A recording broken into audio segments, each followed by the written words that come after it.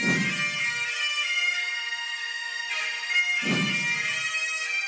to that piece of lieutenant that's always on his podcast, bash us, him.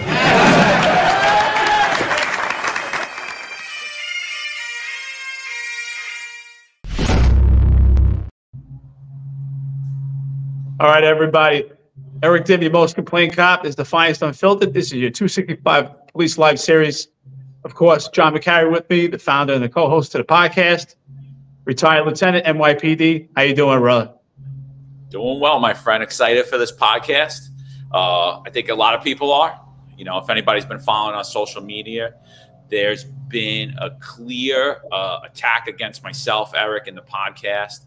Clearly coordinated. It's a smear campaign that's trying to defame us, trying to discredit us. Lies are made up about us. Complete unprofessionalism. And, you know, we're going to talk about that today. That we're going to title the episode the difference between the oath police officers swear and Omertà. Some have it confused. Eric, what do you think about that? Oh, absolutely. I mean, we got to laugh at this point. Listen, we're retired. We have a First Amendment right. And our perspective in regards to the police department should be important. And any retired member, it should be important because you understand the inner linings of the police department. There's media out there. Look, there's the Post. There's different papers. There's Cop Watch. There are people that are going to be critical of the police department. And what the police department doesn't understand is obviously they have some type of emotional attachment to what we're saying, is that right now we're retired, which means we're civilian members of the service. But what we have encountered was just an extreme amount of unprofessionalism from the cops that are currently active duty. And it's just a complete attack. It's fine. Listen, we don't take it personal. You know, we're here, you know, offering perspective and analysis. And unfortunately, it just shows how bruised the egos are. And it legitimizes the claims that we've been saying about the weak leadership that's going on in the police department. And ultimately, it affects public safety, it affects morale, it affects the retention, it affects the mass exodus of the police department. This is just one big giant loop of failed leadership, and it's as present as it ever could be. Absolutely. I mean, you know, these attacks were the timing's impeccable of the attacks of when we released the episode Nepotism and its effects on morale in the NYPD, where we honed in on the appointment of Kaz Daughtry. I think we were more than fair to Kaz Daughtry. I think we labeled out the concerns of many and the thoughts of everyone, seriously. But people that he worked directly with, the elite unit that works under the chief of patrol, actually under the chief of department's office, but works directly for Chief John Schell and Assistant Commissioner Kaz Daughtry. We received almost impeccable timing. You know, our social media is being basically ran through. We received numerous on-duty active members running our names in department computers, calling our friends, wanting to know where we work, how we make money, how we feed our families, all intimidation tactics, having my LinkedIn searched at 5 o'clock in the morning for the third in charge in the New York City Police Department. And it's just clear unprofessionalism to the point where, you know, they're saying that me and Eric should just hide in our basements, go away, shut up, because our wives are fat, we're old, and we were losers, and we had no career. And while that's happening, we have an assistant commissioner talking about us, which we will get into later in that podcast. Eric, how do you want to start this show? Like, what do you want me to open up with first? Well, listen, I always say there's no coincidences in life, right? And there's no coincidence. At the same time, it appears there's a coordinated attack by an entire unit, right? Who's been considered the elite unit of the New York City Police Department right now in khaki pants. But at the same time, I mean, we're in constant contact, cops, as right now, and we see what's going on out there. And we've offered advice to save the lives of the public and to save the lives of these cops right now, because they have been perpetuated to use this vehicle pursuit tactic as a tactic to diminish the crime that's going on in New York City right now. And you and I have been opposed to it because it's never been a tactic that's been used. And the outcomes are just completely dangerous for everyone. And it's just not worth it right now. They're not prosecuting anything right now as we speak. It's not worth it for the cops. It's just not worth it for the public. And apparently they took some real offense to it, but we saw some real unprofessionalism in response, and they took it as a personal attack. So right now, let's talk about the oath that they take. I think we should play a clip of that. Raise your right hand and repeat after me. Ready, move! I do hereby pledge and declare to uphold the Constitution of the United States, the Constitution of the State of New York, to faithfully discharge my duties as a police officer of the New York City Police Department, best of my ability, so help me God. Congratulations. Ready?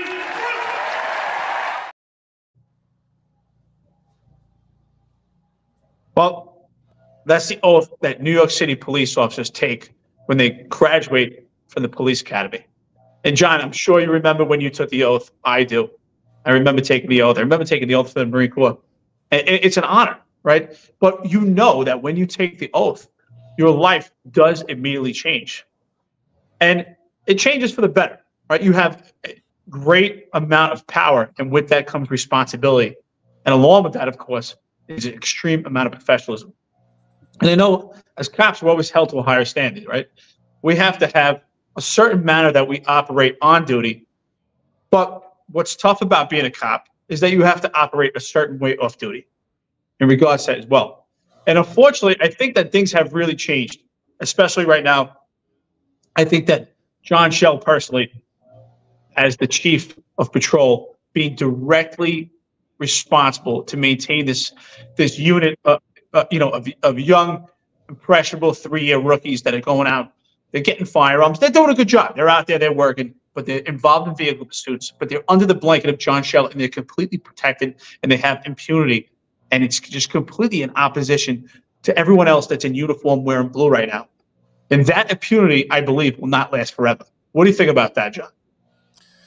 Yeah. So again, we received like coordinated attacks from a lot of people in this one particular unit, starting from the captain, the lieutenant, the sergeants, and some detectives. So not everyone in the unit. I don't want to blanket the whole unit, but a lot of them.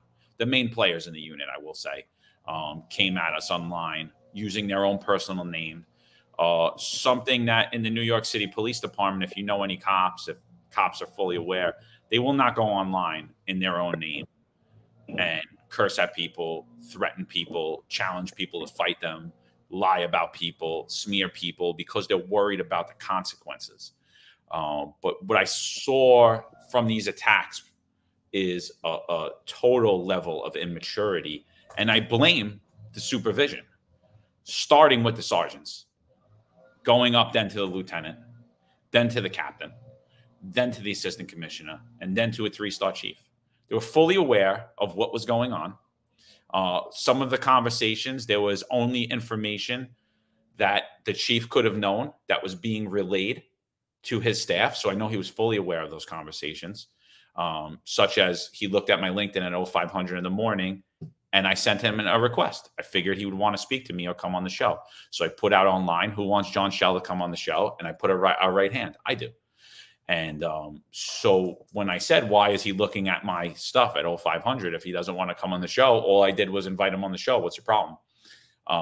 He said, but who requested who? You requested him. This is from the lieutenant. So that right there shows a clear connection to the chief of patrol, John Schell, who was fully aware of the conversation and the immaturity that was happening. And this would not happen if people did not feel they were acting with impunity. Cops would be heavily penalized for this, and have been heavily penalized for this type of behavior. I mean, me and Eric are retired, and we would never talk to people with such disrespect that we were spoken to.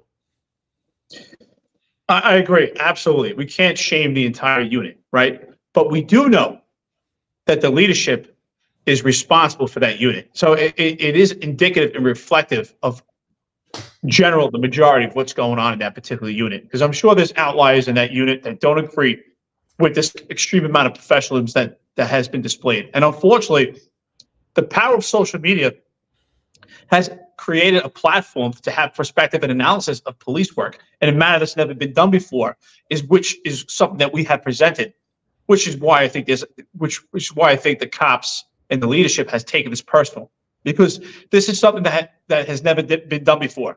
It's just complete exploration. Normally, when we hear people in different organizations talk about cops, it's about hugging a cop, thanking a cop, but we actually talk about the perspective and analysis of different tactics, what's appropriate.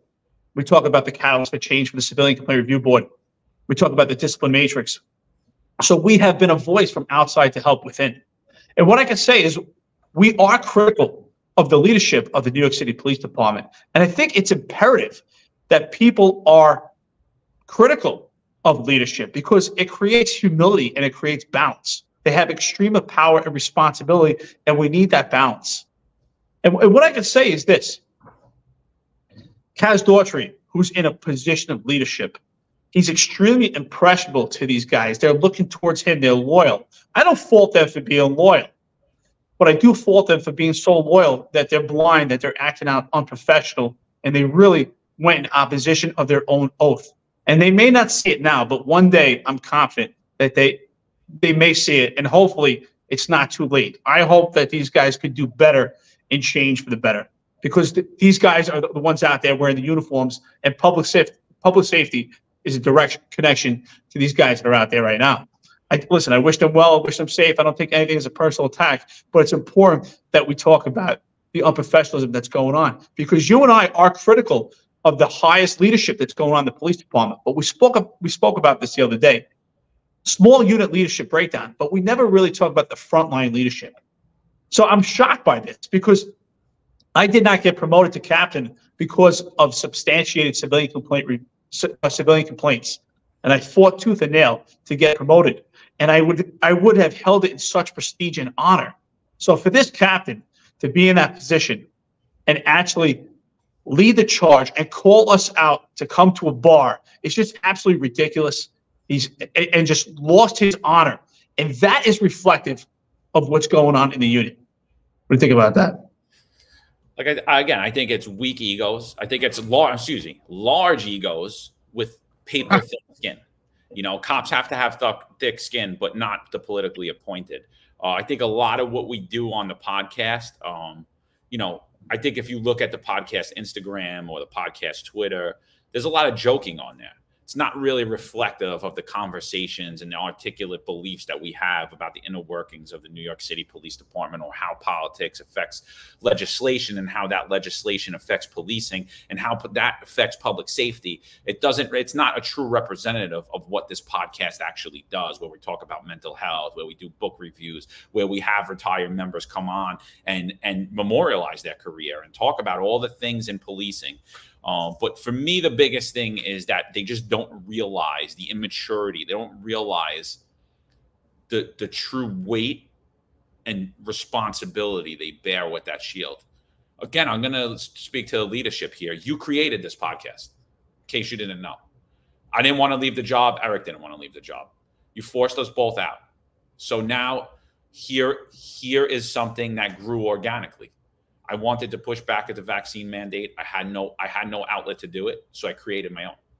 Right? Eric wanted to push back at the thing that pushed him out of his career, the overzealous CCRB and the lack of representation from the NYPD leadership and the unions, and he did that. He created his own platform to do that. Right? We teamed up together. We pushed this platform forward. So again, you created this. The memes that we put out online, joking, they're jokes. Your political figures. This has been going on through all times. Kings in England had memes and things made up about them in plays, and they weren't beheading people over stupid things that they were talking about in the public. You're a public figure. Grow up. If you want to make fun of me, post my face places, do things like that. I think someone said something about that I had post a photo of you in a mask. I did. It's April 2020 to get promoted to lieutenant. Even though I didn't want to, I put the mask on, and I actually posted about it, if you go back in my history, where I said, we're all guilty of this. Although I spoke out against all of this stuff, I am guilty for this stuff as well, because there were things I didn't believe in that I bended on. such as that day when I wore that mask. So I'll freely put that, and you can put that meme everywhere. I'll laugh. Sometimes we even share some of the memes about us. We laugh about them. And like I tell my friends, because I keep getting messages from a lot of them that you guys are talking to them, asking about me, asking specifically personal questions about how I feed my family and everything else. What they always say is, leave them alone. And I'm like, I'm not bothering anybody. I'm just talking about things as they come up in the news. Me and Eric just talk about whatever it is. If we get a request to do a show, we'll do it. I said, but if it was me, I would take all those memes down to the print section and they'd be hanging up behind me. Because I don't care. I don't have a big ego. I know I'm stupid. I know there's things that I do that are dumb. I know there's things I say on here that are dumb. There's some stuff I say on Twitter is dumb. But this is from my heart. Like I said it 1,000 times, and Eric said 1,000 times. This is our therapy. This is how I make sense of the world. This is how I could move forward from being taxed with my career within 7 days. This is how I move forward. And no one's gonna back me off of that, wherever that may lead, so. Well, there's two things that I want to talk about. I want to break down, I think, that is really key points that come out of a speech, Kaz Daughtry at a gala where he's being awarded. Now, we're going to play that clip. But before we play that clip, there's two things, again, like I said, I really want to draw out. I think it's so important. Now, he addresses a handful of retired members that are out of state who have a crime plan that doesn't agree with the so-called Dream Team. Now, what I find extremely problematic about what he's saying, right? Think about this. I don't take it personal. But this is bigger than you and I, John. I've been saying that, right? This is a message to all the retired members that are out there saying that your service didn't matter, because once you exit 1PP and you get that retired ID card, you no longer are part of the brotherhood. You're not important anymore. Your voice doesn't matter. Basically what they're saying is you should pretty much die and fade away. And I think it's important that retired members understand that. That message, I actually said to myself, it really solidifies, and these guys don't understand. They're loyal right now to this administration that's probably going to be there temporarily because it's extremely clouded right now with what's going on with Adams and Banks. Now, they're not going to be there forever to protect it. So that loyalty, it runs thin. And that's what we've been trying to send a message out to them.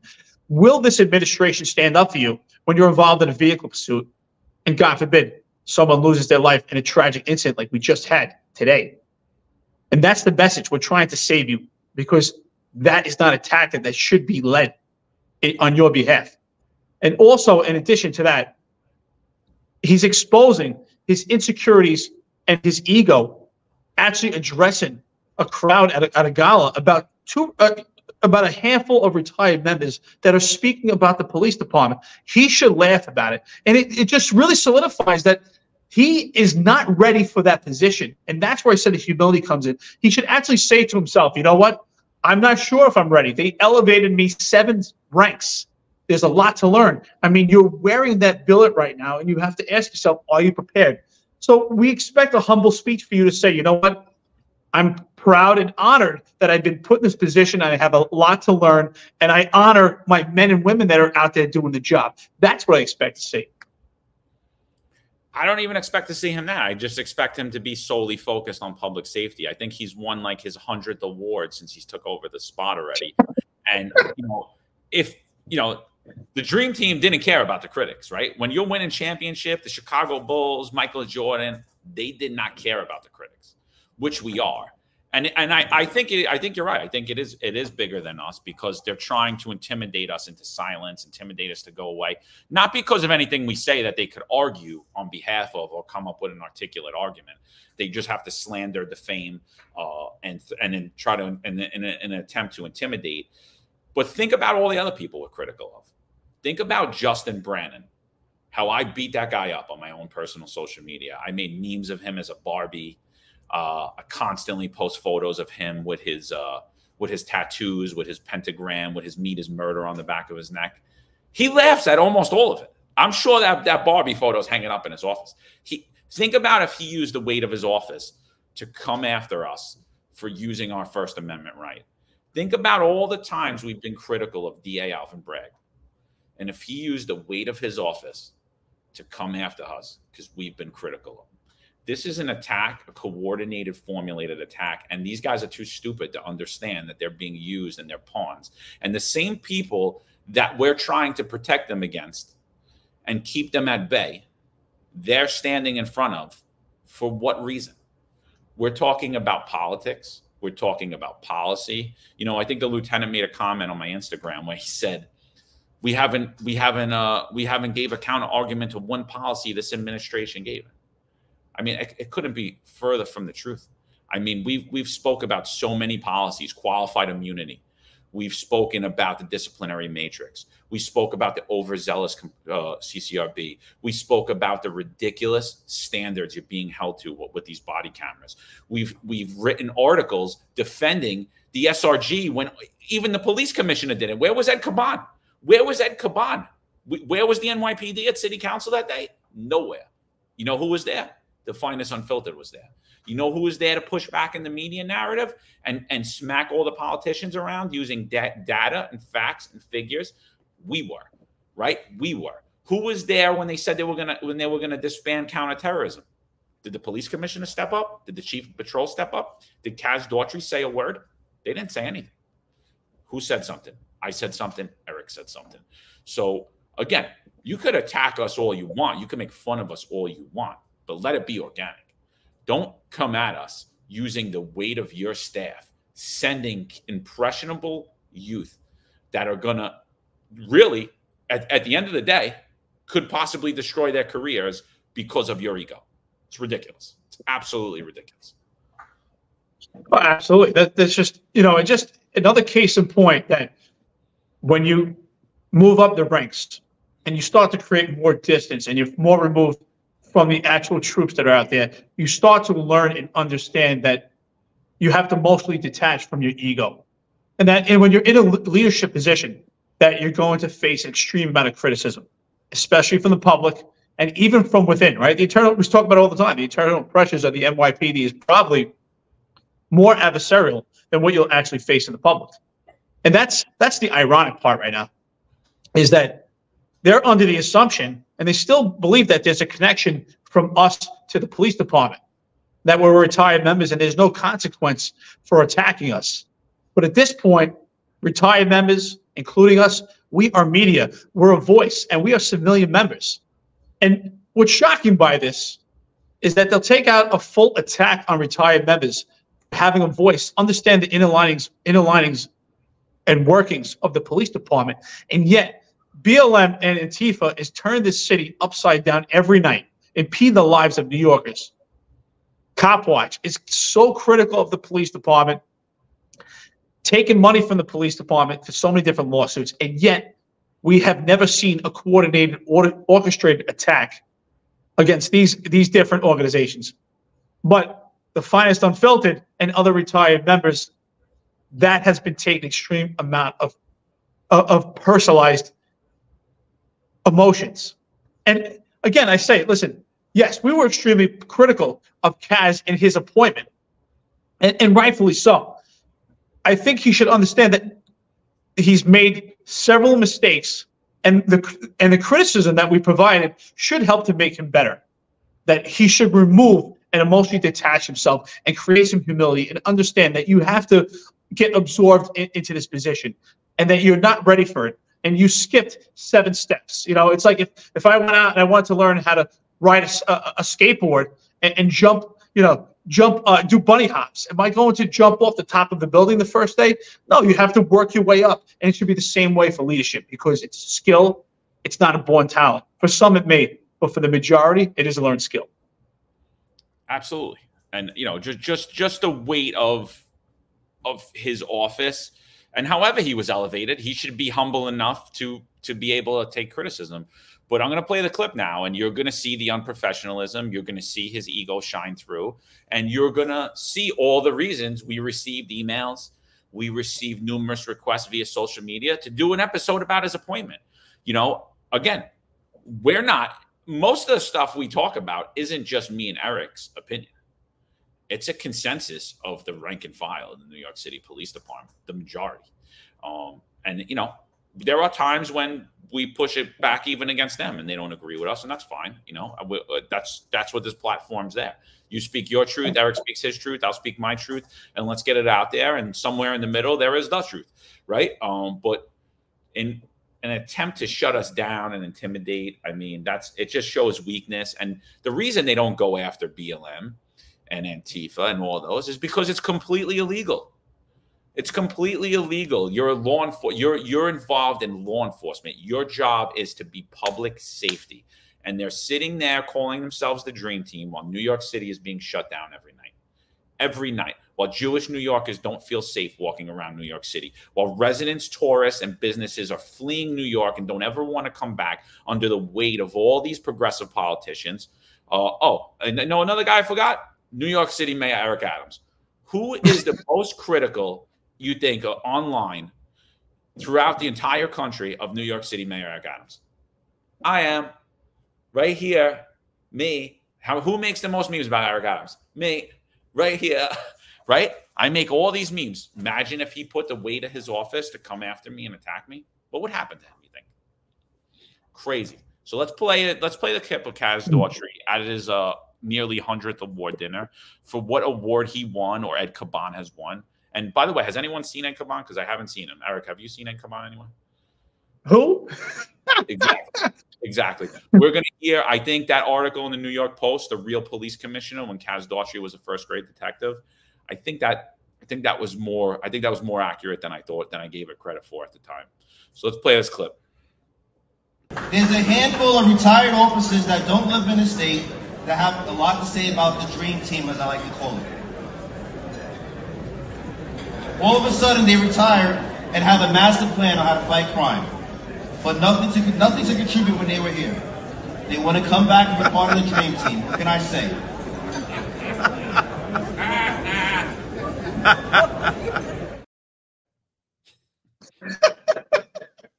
Who were the two people there? Madry and Shell? Or well, you know what? I'm sorry, Kaz. Don't get mad at me. Don't send your assassins again. But that's your own speech, and you had trouble reading your own speech. Come on. The teleprompter was dark. They had the piece of paper. It was dark in the room. So, simultaneously, we're getting attacks, right, from the leadership of an elite team of the police department while the speech is going on. Shortly after, you were contacted on LinkedIn by John Shell. They're all connected together. And it's really serious. It's really silly. I mean, we don't even have to do a full investigation. It appears they're all connected because all the members that were attacking us through social media, they all worked with Kaz, or they currently work with Kaz or John Shell. They're all part of the same circle. I mean, it appears to be completely orchestrated. I don't know how long this was going on for, but we're spending all this time attacking John and Eric for the finest unfiltered. Well, we should be out there doing police work. I mean, listen, some of the memes I appreciate. They're pretty funny. But when it came down to smearing, and they smeared, I think it was a direct attack smearing us, saying that we did nothing. But it's a smear attack on all retired officers, saying that you did nothing, you're out of state, you basically should die and go away. Why are we out of state, John? Why are we out of state? Because of the leadership of the NYPD. Those men directly involved, their silence and their compliance to the progressive leadership caused everything, caused thousands and thousands of police officers way too young, way before their time, to leave the New York City Police Department, and nobody wants to acknowledge it, And now you have active members being mouthpieces. Before, it was just the appointed being mouthpieces for the progressive legislation, the progressive policy. Oh, crime is down. Don't worry about it. It'll make us safer if we don't police minor crimes. It'll make us safer if we don't do these stops. We let these people out of jail and we're safer for it, right? That was the politically appointed in the NYPD making those claims. Oh, I 1,000. You had a police commission. I 1,000% support defunding the police. You had a police commissioner, Dermot Shea, who said, I 1,000% support defunding the police. So mouthpiece for a progressive. right? You had all these people. He 1000% supported the vaccine mandate. The next police that comes in, what does she say about the vaccine mandate? Zip, nothing. So maybe she's not a mouthpiece for them, but she ain't a friend either. She's not a friend to the rank and file either, right? And now you have Ed Caban. I don't know what he's doing. He's busy doing something else. He's probably looking for a job because I'll tell you right now, he's not the acting police commissioner. It appears that Kaz Daughtry is. Shell's attempting to groom him, and he's doing a terrible job because he's obviously immature and egotistical too.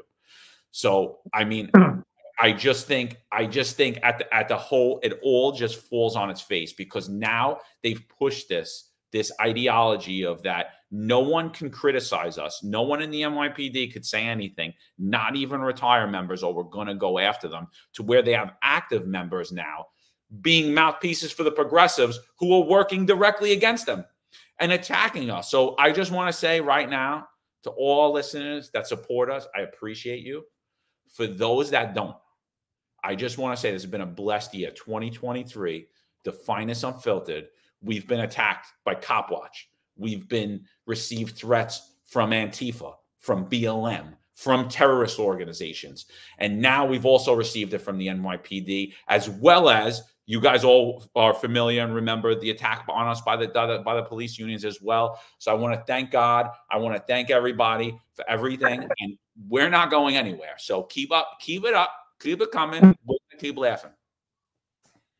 No, I just want to piggyback on that. Absolutely. We're not going to stand down. We're not going to go away. I mean, it's clear and obvious that the innuendo, I believe, the innuendo in that speech also is, hey, you're out of state, and if you come back here, you're going to have some troubles. I mean, there's every reason to believe that if we go back to New York for any reason to visit, that they may try. It appears that they may try to flake us. I mean, they sent a message. This all happened simultaneously. We're attacked on social media. And as you said, we expect them to make jokes about us because we make funny memes out there and we're joking about the administration. So we expect it, right? It's expected. But what John said, I think, is really important. It should be organic. But to have an orchestrated attack and say that we did nothing in our careers, and it appears some of the information that they actually provided, it's obvious that they were using the NYPD department intranet to get information about us, more than just word of mouth, which is a complete violation of their oath. And that's another thing that I find extremely problematic. Leadership is so important. The troops, I mean, there's no bad troops, only bad leaders. So it's completely reflective. I mean, the captain and lieutenant of this unit, these young rookies are so impressionable. They're looking to you for guidance. And this is how you run your unit? That you attack two retired police officers, lieutenants, or any rank? It doesn't matter. But here's the point. We understand the inner linings of the police department because we were there almost 20 years. So we're not going to stand down, and we're not actually going to be intimidated, and we're not going to be afraid. We're going to continue to voice our opinion. In this podcast, the show will go on. It will continue. But could you imagine some civilians that were not retired members received the same attack? They would be terrified, and it would be a whole different conversation. And they wouldn't be as kind as we are being right now. Oh, absolutely. Yeah. And I think there was an innuendo stay in Florida, which I won't, and I will be in New York City, and I will continue to come back, and I am not afraid. And believe me, should anything happen to one of my family members, me, anything, I won't be the one in jail. Believe me, I won't be. So I'm not worried about it. I don't drink. I don't do drugs, nor does any of my family. We don't speed. We don't talk on our cell phones. We wear our seatbelts. Our cars are always registered. Our inspections are up. So should something miraculously happen, there will be consequences to pay.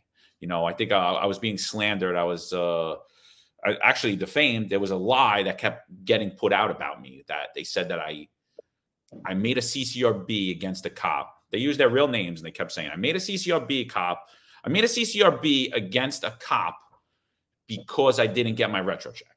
So I'm just going to back up real quick. I haven't been a cop in over 10 years. I was not entitled to a retro check from the PBA.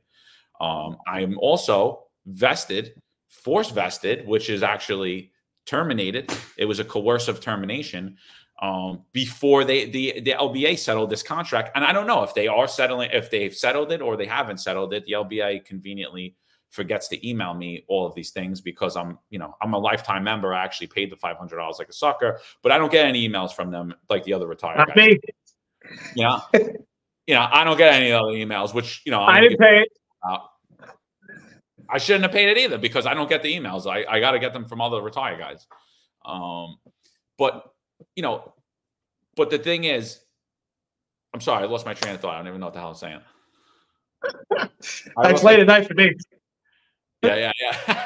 I lost my train of thought. I don't even remember what the hell I was saying. That's all right. I will say this, though. Some of the slander and some of the defamation was actually pretty funny because they kept telling me, which they don't even know. By the way, guys, if you listen to this, to the elite dream team out there, I don't live in Florida either. I mean, yeah, I'm in Florida most of the time, but I'm in Asia right now. And can I just tell you this?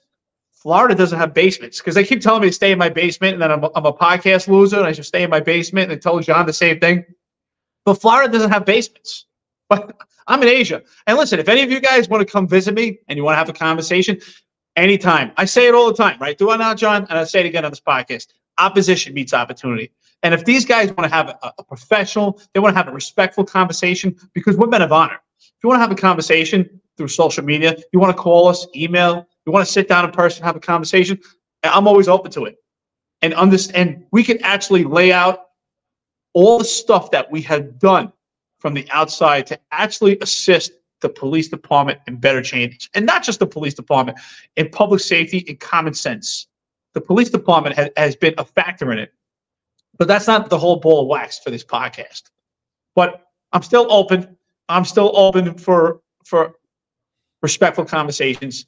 Again, and if you don't like what we're saying, just don't listen. It's that simple. If you don't like what Cop Watch says, don't listen to them. I was actually asked to take something down that I posted. If you don't like what I posted, call New York Post. Tell them to take it down. I'm not the one that put it up. I just put it on social media. Oh, absolutely. Oh, but I remember what I was saying. I just got caught off guard because I did get a little mad that the LBA doesn't email me. So it does annoy me a little bit. But besides that, I was saying about the CCRB complaint about the retro check.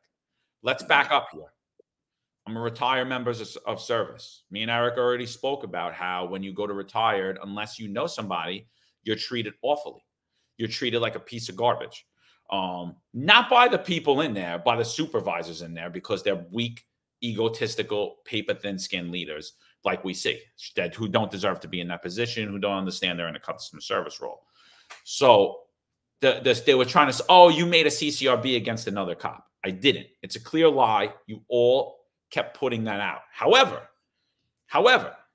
if I was entitled to a retro check, if I was, and I called up numerous times, and I was waiting for months, and every time I called, I was being treated like I'm an idiot, and I need to go away, and I'm a retired idiot, I would 1,000% call CCRB. I would 1,000% call IB. Because guess what? I'm a member of the public now.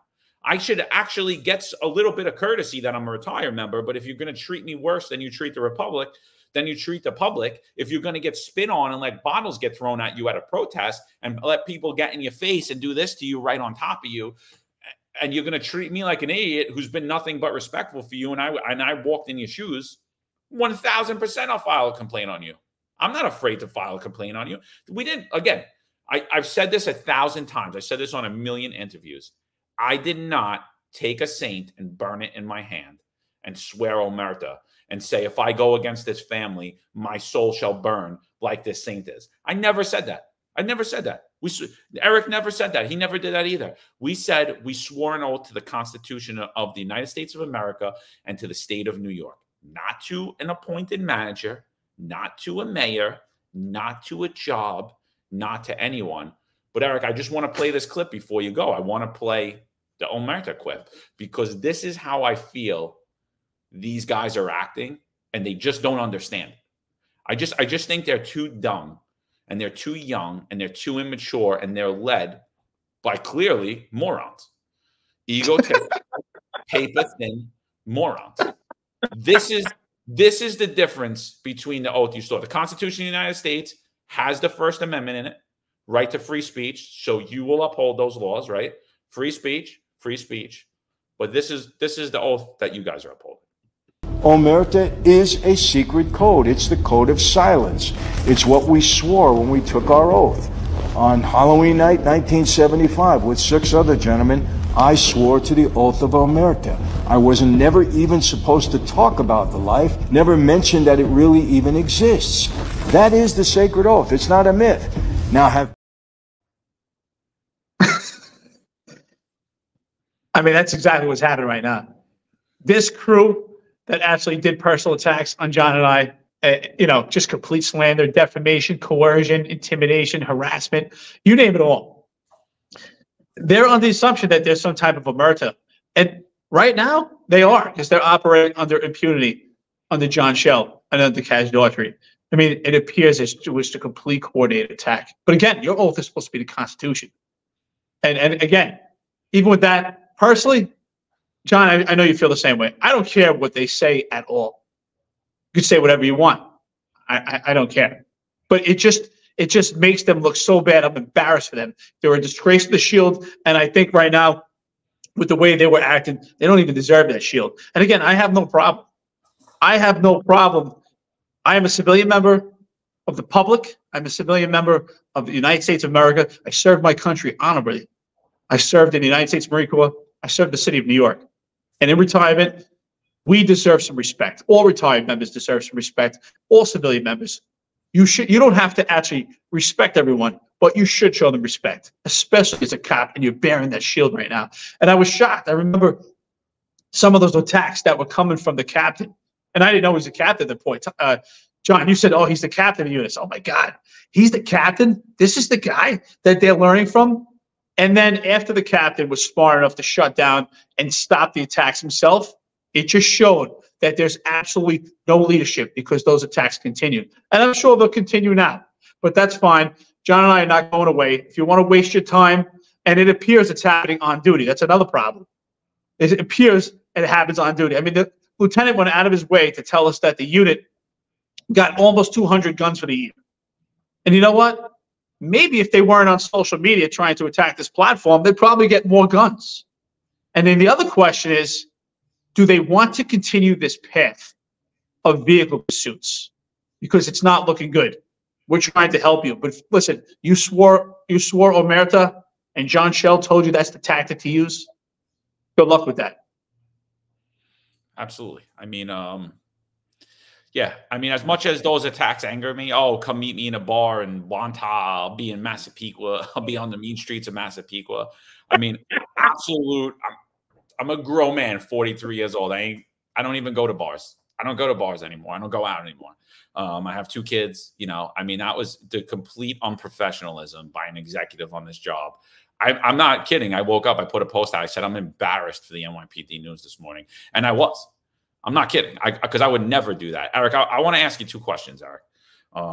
My first question is, how many times in this past month do you think our names were ran in department computers?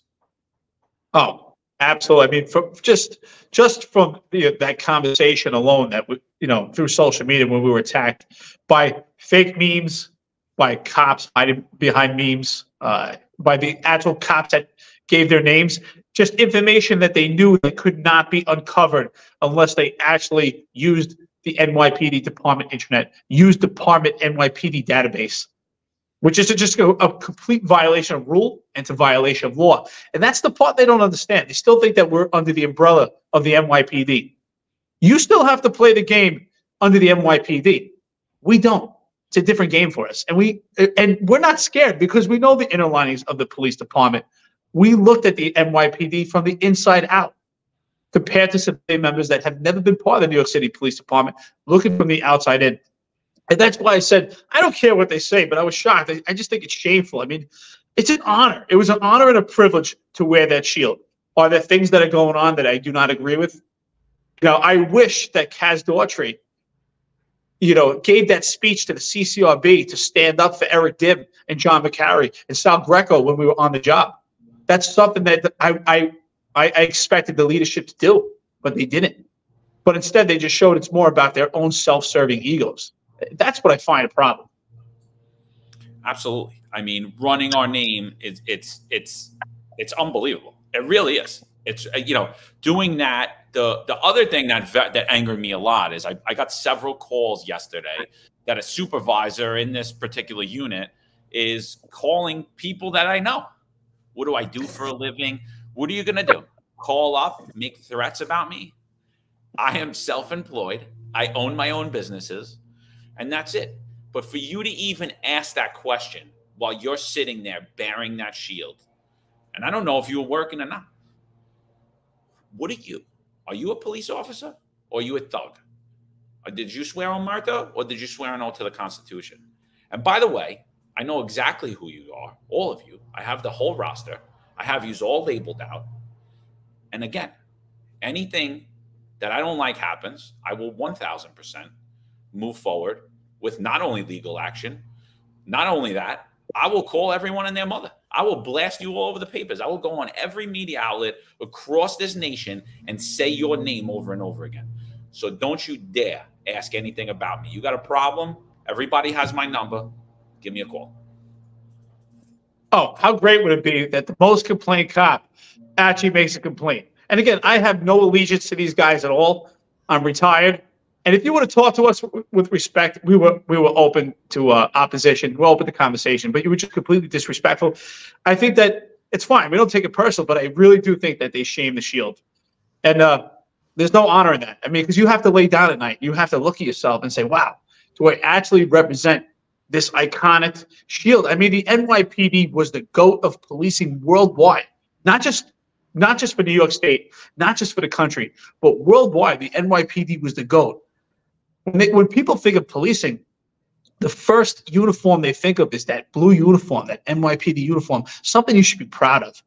And you lost your honor, and you made that shield lose its luster. It's really alarming. And again, I have no allegiance to you guys at all. If I need to make a complaint, I'll make a complaint. I think it would be pretty interesting that the most complained cop makes a complaint. And again, these guys are stupid and don't even understand how much they're exposed right now. You can go to the Civilian Complaint Review Board website on the internet, anyone. You don't need any specific access.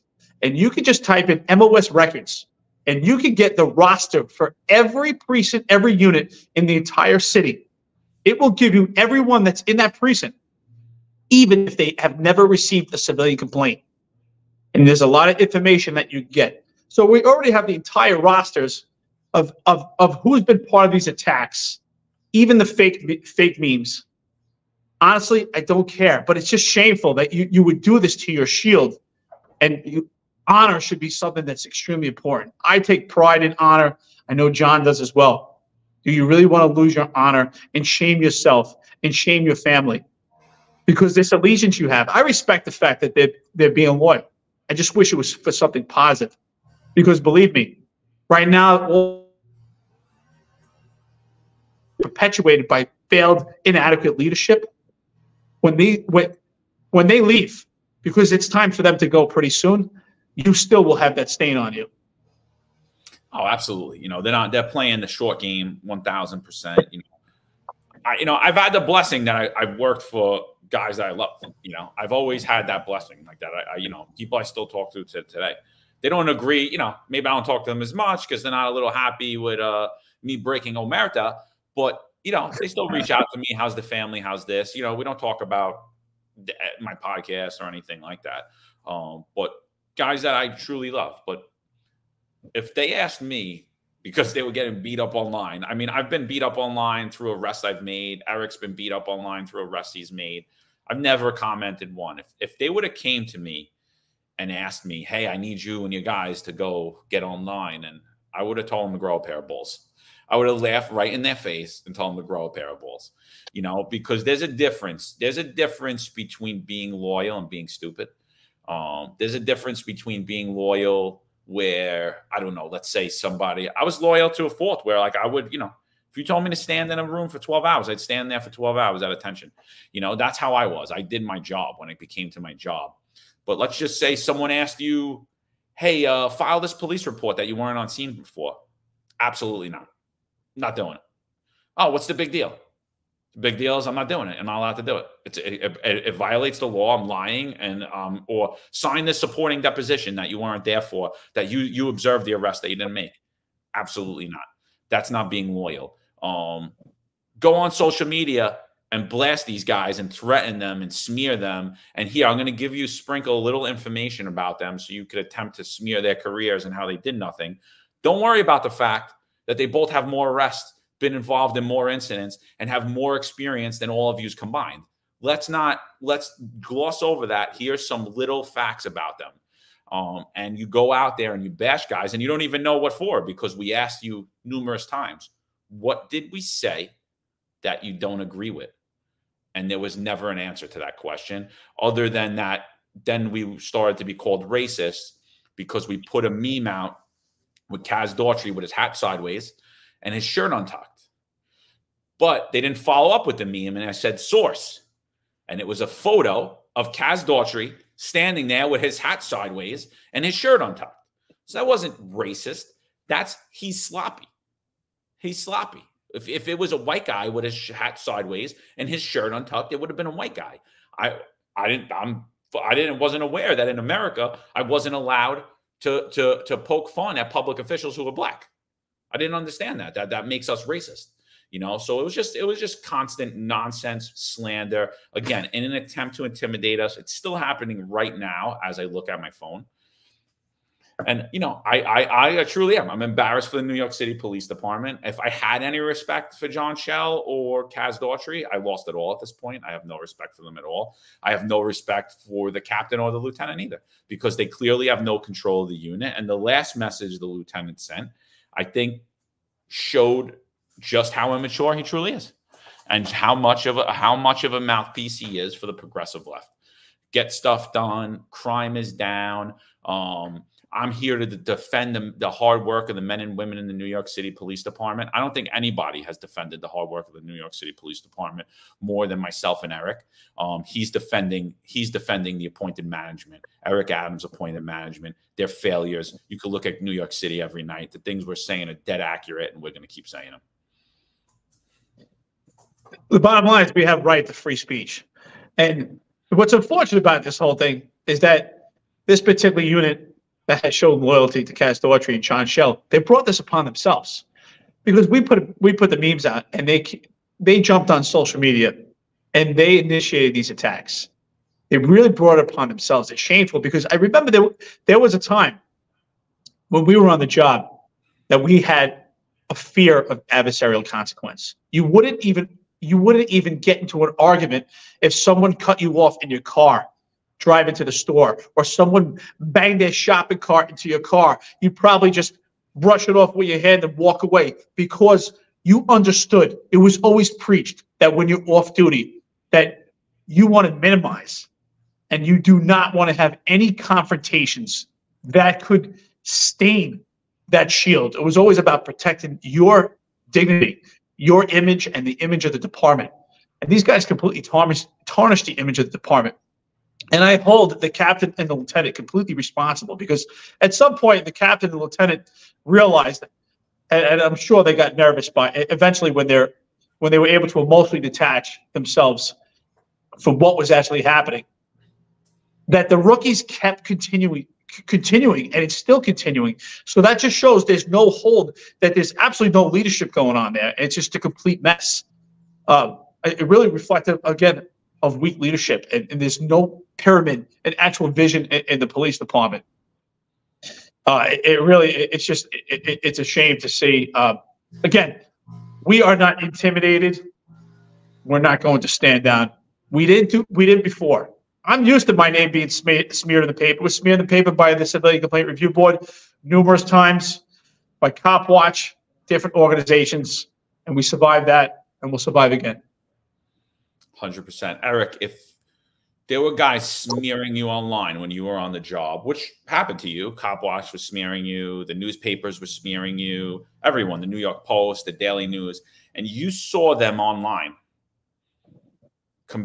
being combative with reporters, or even just people making comments, fake names, whatever it is, and they're using they're online at work, on duty, or even offline, off duty, and they're online acting fools and saying foolish things, what would you do? I will put a stop to it immediately. And if they were in my unit, they know it. I would throw them out immediately because professionalism and honor was extremely important. We say this all the time. And I've heard Sal Greco say it too, and I agree 100%. You can't be a gangster and a cop at the same time. You need to make a choice. Do you want to be a thug or you want to be a cop? But you can't be both. And it takes extreme amount of discipline to have the professionalism to not engage, the discipline just to watch and keep your head up. You're not supposed to be emotionally attached and emotionally invested. They have a right to First Amendment speech. And if they commit a crime, then you make the arrest. That's what we do. It's your job to execute it. Let the DA's office interpret it. Let the DA's office look at it. But apparently that they look at us different because they still see us having a connection because we're retired. So they have to make up their minds also. Are we civilian members that deserve respect? Or are we retired members that deserve respect? Or we don't deserve respect because we're retired and you look at us as we should just die and wither and go away. Every retired member out there right now should be extremely proud of their service. And for those guys that are on the job right now, your ultimate goal is to get to retirement. And what do you think retirement is? I mean, all I hear is, oh, you should be playing golf. Why are you talking about the job? You shouldn't podcast. Do you think that when you retire, you just go lay on the beach and somebody brings strawberries and cherries and you eat these, you lay down and eat that all day? That'd be a boring life. Retirement is not the end. It's the beginning. And in retirement, you need significance and purpose. And there is significance and purpose to this podcast. And it's significance and purpose to our perspective. And the perspective is extremely important to hold the NYPD leadership accountable and keep them humble. And obviously, our perspective is dead on target, or your fearless leaders wouldn't even be bringing us up. Everyone said, I got a comment, I think it was this morning, I don't even remember. But the guy said, oh, make sure you get the spelling of our names right. Just so you know, we didn't talk about any of you or put any of your names out because none of yous matter at all. You're not even worth it. I wouldn't even put your name out there because you're nobody. And that's it. So go back to doing your job. Leave the politics and all that out of it. And don't worry about what we're doing on this podcast. Because I'll tell you right now, if you're trying to intimidate us and threaten us, and if it continues to happen, believe me, we will humble you. Believe me. Oh, and I just want to say, with that being said, because this is happening from cops and then boxing, there's only so much they could do. And they're just threats and they're intimidation. But exactly what John said, these aren't threats, they're promises. And you know what? If you think it won't happen, press your luck. Try it. I don't take it personal, but you know what? We'll be laughing all the way to the bank. Yeah. Yeah. And you'll be sitting in Viper wondering how you got there. And John Shell will be running to retirement. And Kaz Daughtry will be leaving the police department too. All right. So that's it. That's my whole thing. Stop having personal attacks on us. You want to attack politically, you want to make fun of us, go right ahead. Stop with the threats.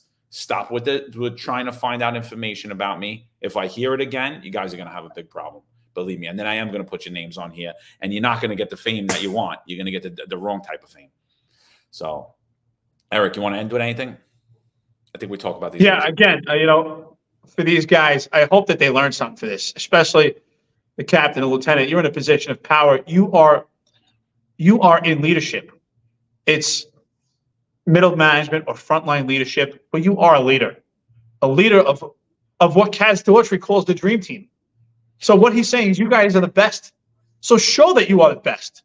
Carry yourself with some dignity, some professionalism, and do not have a weak ego. Words should not bother you. You have to be thick-skinned.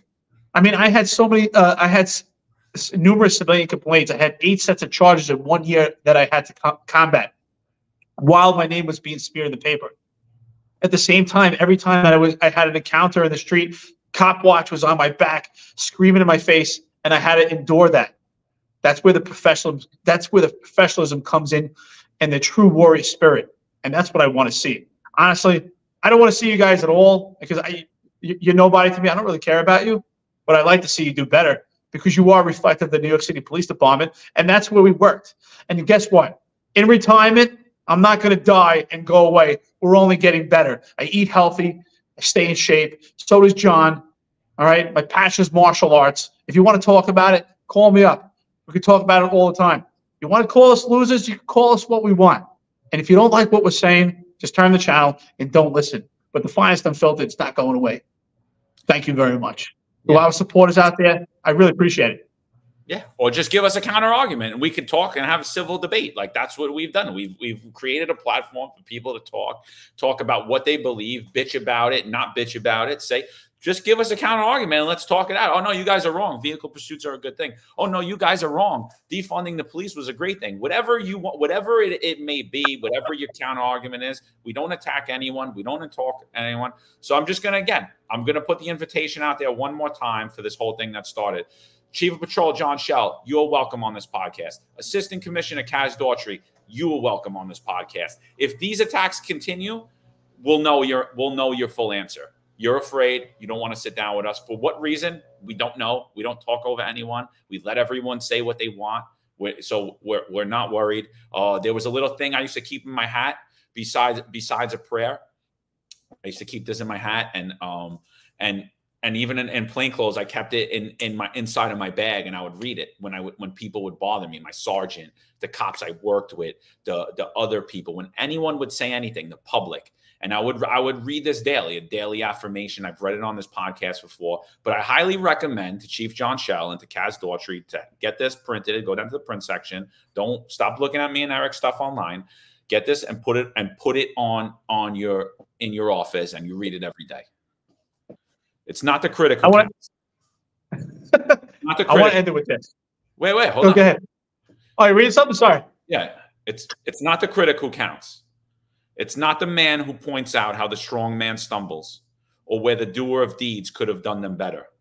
The credit belongs to a man who is actually in the arena, whose face is marred by dust and sweat and blood, who strives valiantly, who errs, who comes up short again and again, because there is no effort without error and there is no shortcoming, but who does actually strive to do the deeds, who knows the great enthusiasms, the great devotions, who spends himself in a worthy cost, who at the best knows in the end the triumph of high achievement, and who at the worst, if he fails, at least he fails while daring greatly, so that his place shall never be with those cold and timid souls who know neither victory nor defeat. That's you. You're in the arena. We're criticizing you. Deal with it. Eric, what you got to say? Sorry. No, absolutely. Sorry, I didn't hear you. I didn't hear you say you're going to read something. That's powerful. I've heard that message. I think that you can read that over and over, and every time you look at that, there's so much to unpack there. It's powerful, especially being part of law enforcement, which I think is an honor. Even though everything that's going on right now, the climate, and I wouldn't take the job, but still, if you are there, it's an honor, and you have to recognize that with that shield. But I think it would be a great opportunity. I'm sure the guy's going to watch this podcast. I'm sure Kaz Daughtry is going to watch it. So is John Schell. There's a great documentary. You and I talk about it, and I know you read the book. The actual documentary, Ordinary Men, really is symbolic of what's happening with these guys. And I hope that they watch it and have an opportunity to ask themselves, could we have become Nazis? And it's a very easy question. The answer is yes, because it's much easier to go along with the crowd, even if you don't agree with it, than be in opposition of it. So, again, be safe out there to these guys or anybody that's with the New York City Police Department. Vehicle pursuits, they should be only done in extreme cases. It should not be a regular tactic. There's an unfortunate loss of life in the most recent vehicle pursuit. Think about that. Even when times were good and the police were getting support, far more support than they are right now, it was never a tactic that was valued upon. It was frowned upon. And it's much more now, and it's even worse. I could pull up articles right now, cops throughout the entire country that have been indicted and imprisoned for car pursuits. And the initiation and the bearing of the entire responsibility was put on the cop. So that cop could be you. So think about that. Again, thank you for all those that support us. For those that hate on us, I appreciate it too. Your opposition does meet opportunity, and your opposition is important. And you can be critical of this podcast. Again, for any of the cops that are out there, if you don't agree with something that we said, combat it with some factual information. We're open to the conversation. And I'm always open to learn something new. Yep. And I know, John, you are as well.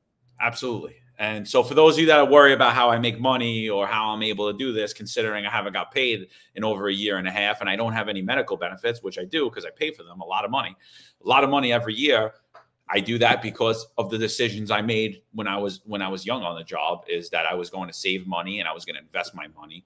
So for those of you that are looking to retire, or you're already retired, or you're getting ready to retire and you want to learn more and you're looking for additional investment products, reach out to our friends John and Henry at Laidlaw Blue.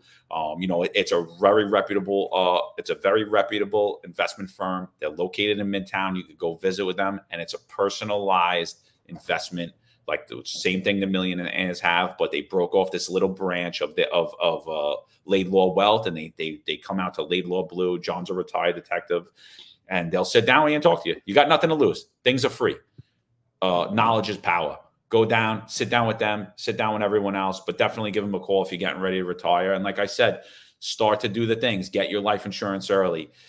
Put those investments away. I used to hate guys. Oh, I can't afford to invest any money in the stock market. You can't afford not to save this money. If you could drive a Lexus, you could afford to put $300-400 away into an investment account and make smart decisions. Buy blue chip stocks. If you're shopping at the place, buy the stock. If you know your friends are shopping there, buy the stock. It's a very simple strategy. And then when you retire, or you don't retire, or God forbid you get jammed up, you don't have to worry about what the chief or anybody else is saying about you. You could say and do whatever you want.